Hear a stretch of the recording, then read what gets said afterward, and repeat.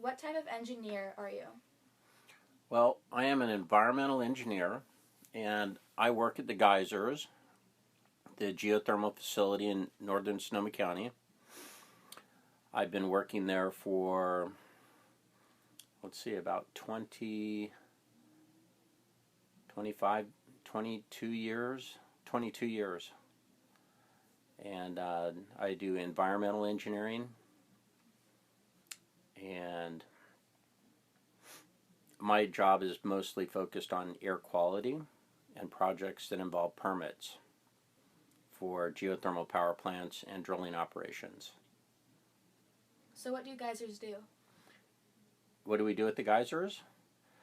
Well, the geysers is the world's largest geothermal steam field. It's a dry steam field, which means we drill wells into the ground, and those wells are networked together through steam lines, and those steam lines lead to power plants. The steam goes through steam separators and then into turbines. The turbines spin a generator, and the generator makes electricity. The electricity is put through transformers, and then they're tied into the grid, and we supply energy to the grid in Northern California. So what do you do on a daily basis? Well, every day is a little bit different, but I do read a lot of emails. We get tons of emails. Every day really is a different day, but there's a few things that are fairly routine. I check a network of air quality monitoring stations that are located in Lake County that are kind of downwind of our operations, and I look for impacts of hydrogen sulfide in the neighboring communities. The sulfide is 30 parts per billion, and we consider it a problem if you can actually smell the hydrogen sulfide. Most people can smell hydrogen sulfide at about 7 parts per billion, and ambient background levels of 5 parts per billion are generally not much to be concerned about. Most people can't smell it or would even notice that. So we're looking for impacts that are on the order of 10 to 20, and we get very concerned if they go over 20 parts per billion. And in any case, when we see any kind of spike in the data, we check our operations to make sure that they're all in good order. I'm checking projects that are seeking to make the power plants more efficient, and I'm looking to see whether those require permits. And what I will do is if there is a permit required, I'll put together an application, submit an application, and we'll receive a permit once the application's deemed complete, and the regulatory agency, typically the Air Pollution Control District, has reviewed and issued a permit.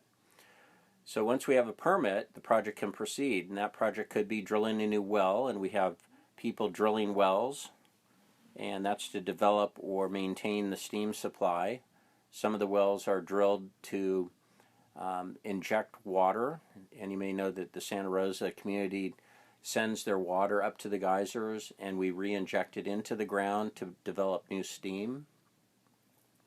And other wells, and we haven't had many typical new wells for what we call grassroots steam well, and that would be drilling strictly for more steam, because there are over 400 wells drilled at the geysers, and opportunities to find new locations to find new steam is difficult because so many wells have already been drilled.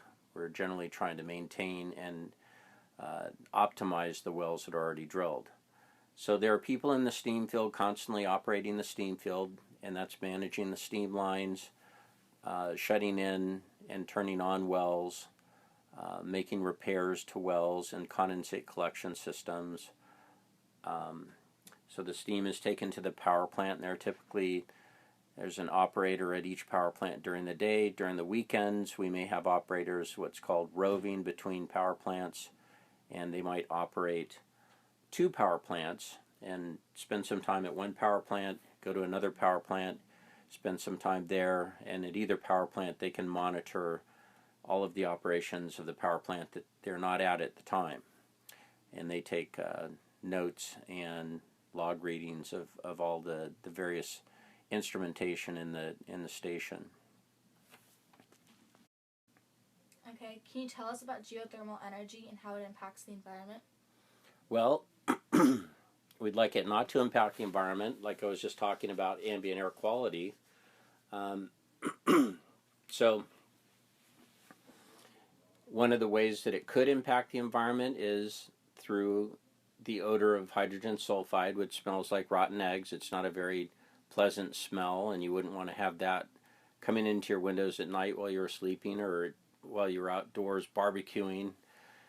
And the ambient air quality in Lake County has been in attainment with the ambient air quality standard for, since like 1984. So that's like on the order of about 33 years now. Other impacts could be just leaking condensate from the steam lines.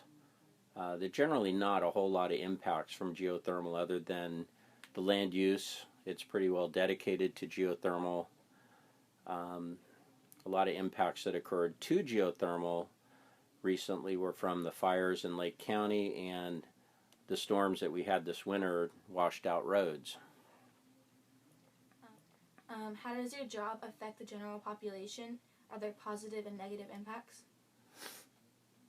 Well, I think the positive impacts of geothermal power is a very low carbon impact, or it's a low carbon power supply.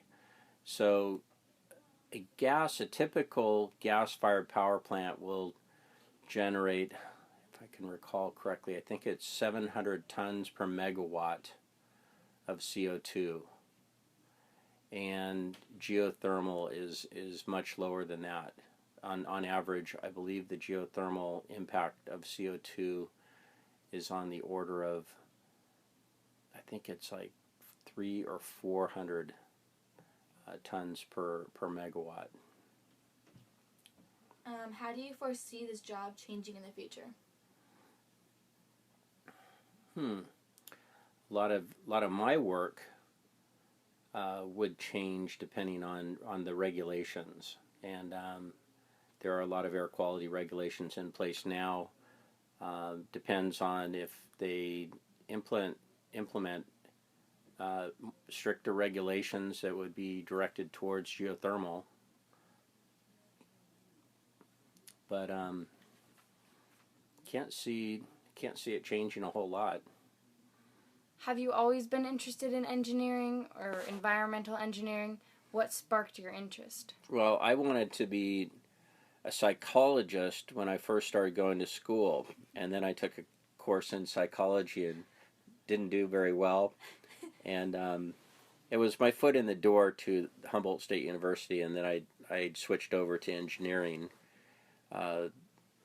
Took math and physics and chemistry and biology and thermodynamics and what else? Engineering economics, fluid mechanics, heat transfer, solar engineering, and energy systems. So I first started out working at a nuclear power plant, and when I had the opportunity to move to a geothermal power plant, I was very excited for that opportunity because out of school, that's where I wanted to work, is at the geothermal power plants at the geysers. What kinds of skills do you use as an engineer? Well, you have to have people skills because you're dealing with other engineers, and you have to have math skills and writing skills, and chemistry is also important. I think generally math skills, writing skills, and people skills are all very good, and that's what I would see. Driving skills, safety skills. Nope, that's all I can think of at the moment. What do you recommend to kids who are interested in the STEM field to do to get themselves out there and to be able to compete in this super impacted field? Well, I think there's a demand for engineers, so I think if you can get into a good school of engineering, that there will be jobs available for you. Getting your math, studying math, and doing the basics, get the foundations of math prepared, and going to college. Going to college, pick a field of engineering that you feel that you can be passionate about and excited about. And during the summers, find an internship. This is an opportunity where you go to to companies and you explore work within the companies for a couple of months, and you typically would learn from engineers that are actually doing the work. This gives you an idea of if it's really the type of work that you want to do, and it gives the company an exposure to you and possibly lead to future work.